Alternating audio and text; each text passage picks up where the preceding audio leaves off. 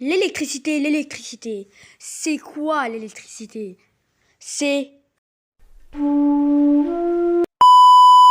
Aujourd'hui, je vais vous parler de l'électricité. C'est parti. L'électricité, c'est l'action des électrons libres. Voici un exemple. Pour faire bouger ces électrons libres, il faut une turbine qui contient un aimant. Mais comment le faire bouger cette turbine? Il y a de l'eau dans ces bâtiments appelés cuves.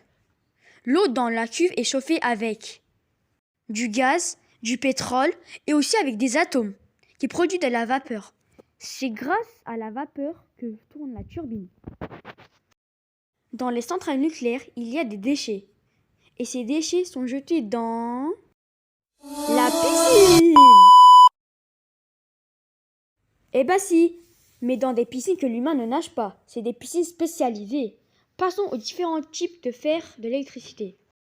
Il y a les barrages, les panneaux solaires et les éoliennes. Ce sont des énergies renouvelables. Il y a aussi le charbon, le pétrole, l'uranium et le gaz. Ce sont des énergies fossiles. Mais quelle est la différence entre fossiles et renouvelables? L'énergie renouvelable sont des énergies où il y a des ressources à proximité.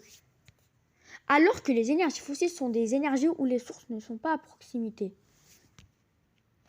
Et aussi, les énergies renouvelables ne polluent pas, alors que les énergies fossiles polluent. Et il n'y a plus beaucoup d'énergie fossile.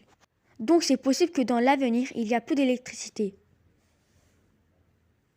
Donc si un jour dans l'avenir, ta voiture n'a plus d'essence et que tu n'as plus d'électricité, cela veut dire qu'il n'y a pas assez d'électricité pour tout le monde car il n'y a plus de sources fossiles.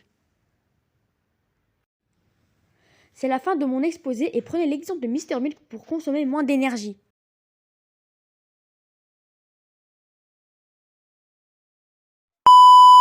Je rigole, au revoir. Éteins la lumière!